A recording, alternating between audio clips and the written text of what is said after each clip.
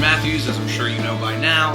We're going to go ahead and jump today into the 3 learning experiences that you had to look at for week 6 of your social studies that covers from this week, April 20th, through today, April 24th. We're going to take a look at what some of those answers are. Before we do, let's look first at our shoutouts for this week. So our shoutouts were based on the social studies video from back in week 4, and we were looking specifically at some of the abolitionists. These are people specifically who wanted to work to end slavery in one way, shape, or form. So we looked at a few different examples of some of the notable abolitionists, despite the fact that there were many abolitionists that you'll continue to learn about as you continue your social studies journey. But when we looked at Harriet Tubman, we looked at a quote that she had. One of the things that she was noted as saying was that she knew she only had 2 options, and that was for her to either be free or to not live at all. And so the question was, what notable Revolutionary War hero did we specifically look at and talk about who said something very similar to this? In fact, he said, "I know not what course others may take, but as for me, give me liberty or give me death." These were the words uttered by a man who was a lawyer. He was the governor of Virginia for a very long time. He was an advisor during the Revolutionary period when they were drafting their documents and trying to figure out how they were going to build this new country. His name is Mr. Patrick Henry. So, big shout out to Ava, to Avonlea, to Aurelia, to Danielle, to Adeline, to Madeline, and to Zaid, all of whom got the answer correct for week 4's challenge questions. So great job, you guys. All right, so like we said, after the United States won its independence from Great Britain and those 13 original colonies were able to separate themselves, they were no longer British colonies, they were 13 United States. This new country was still a baby, it was still an infant, still needed to figure out exactly what it was going to be when it grew up, and they weren't quite sure what foundation they should lay down for that. So for your first learning experience, what you were doing was taking a look at some textbook pages to build up some background knowledge, and then you were looking at a map. This is a really cool map because what it does is it shows us a lot of different things. So let's just go ahead and take a look at the questions for learning experience number 1. The first question just asks, what's the title of the map? And we can look up in the right-hand corner, the upper right-hand corner of the map, and we'll see a box there. That box contains not only a legend map key, but it also tells us the title of this map. The title of this map is Manufacturing Employees from 1820 to 1860. So when we're looking at what kinds of employees are working in manufacturing jobs, we're looking at the kinds of employees who are doing jobs that aren't really related to farming and agriculture. We're more so looking at jobs that are related to working in a factory or in a business producing some kind of product. That leads us into our next question. The map key and legend show the number of manufacturing employees for each of those time periods. So each of them is shown by a different color, and if you look on the map, you'll see that those colors show up as a chart, as a type of graph. And this bar graph is showing us how the number of manufacturing employees changes from one decade to another. It also shows us which states remained part of the United States, what we would then call the Union, and which states, by the time the Civil War started, seceded or broke away from the United States and wanted to form their own country known as the Confederate States of America.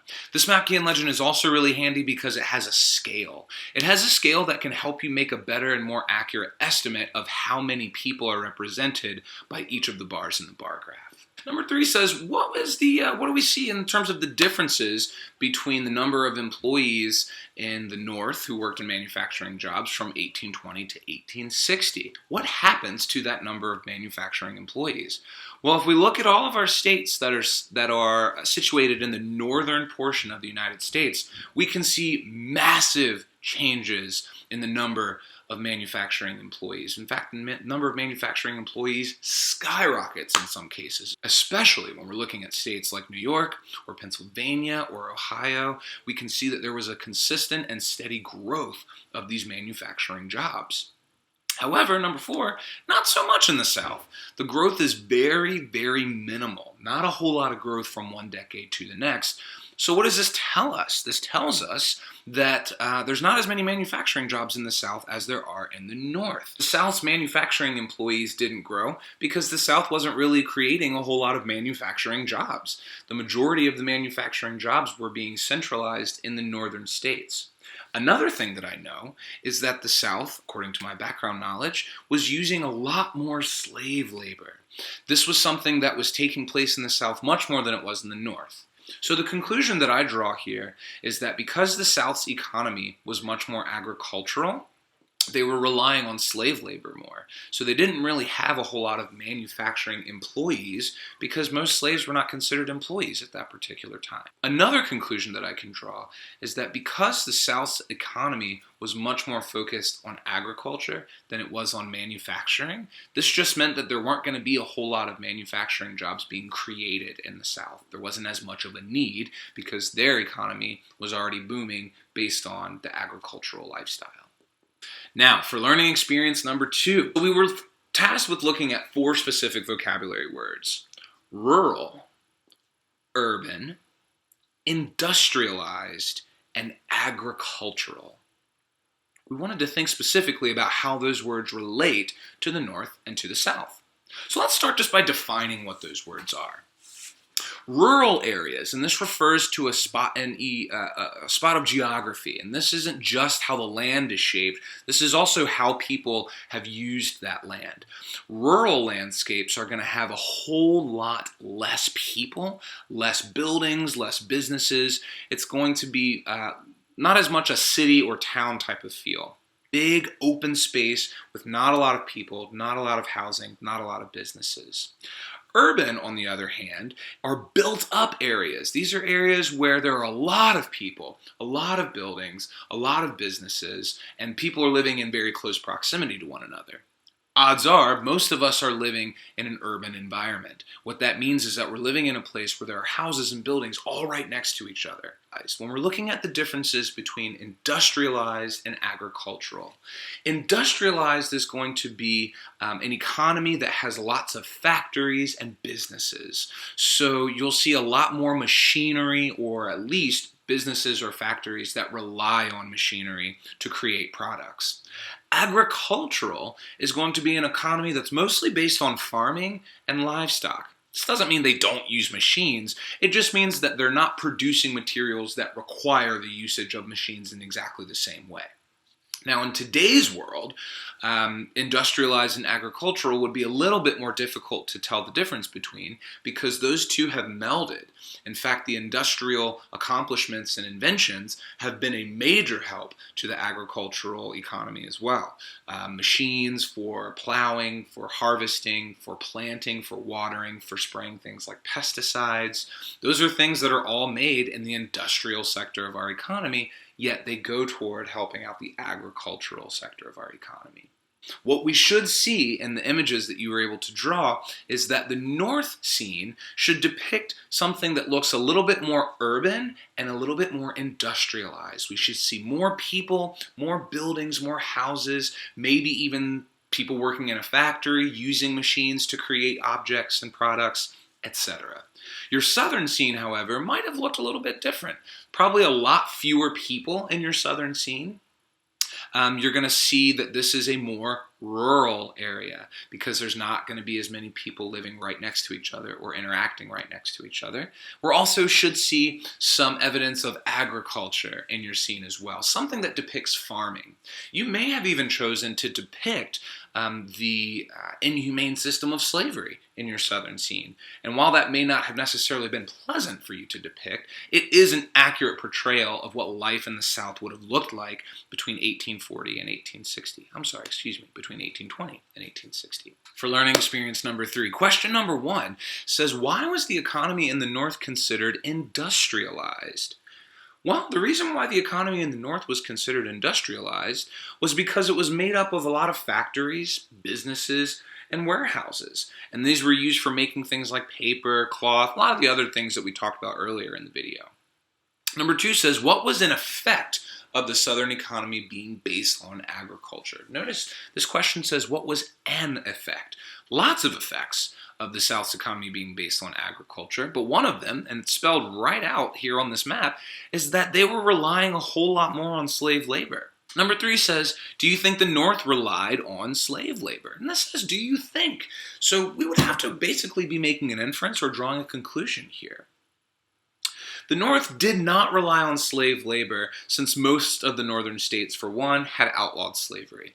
Not all of them had, and we'll find out that even throughout the Civil War, there were some states that remained in the Union, but still hadn't outlawed slavery. So that wasn't a condition of staying with the United States, was to outlaw slavery. Eventually it would be outlawed, but at first that wasn't something that was happening. And also we know in particular that the North's economy was much more industrial, and so it relied on different kinds of labor that were needed. It didn't necessarily benefit from the kind of slave labor the way that the Southern economy did. Number 4 says the West contained territories that were not yet states. Do you think the North wanted those territories to become free states or slave states when they joined the United States? Explain. So most people, politicians, even just citizens living in the North, did not want the new states admitted into the Union, into the United States, to be considered slave states. The majority of people who lived in the North didn't really want to outlaw slavery in the South. They just wanted to have the new states that came into the United States to come in as free states. In fact, a lot of these people were known as free soilers. Southern states, on the other hand, and the answer to question number 5, absolutely would have wanted these to come in as slave states. And a big part of why is because then they can continue the slave trade. They have more people who will purchase slaves from them should they choose to sell any slaves, and they have a larger pool of people from whom they can purchase slaves. So the South is going to want these states to come in as slave states. The answers for numbers 4 and 5 is that the North did not want the new states to be considered slave states, but the South did.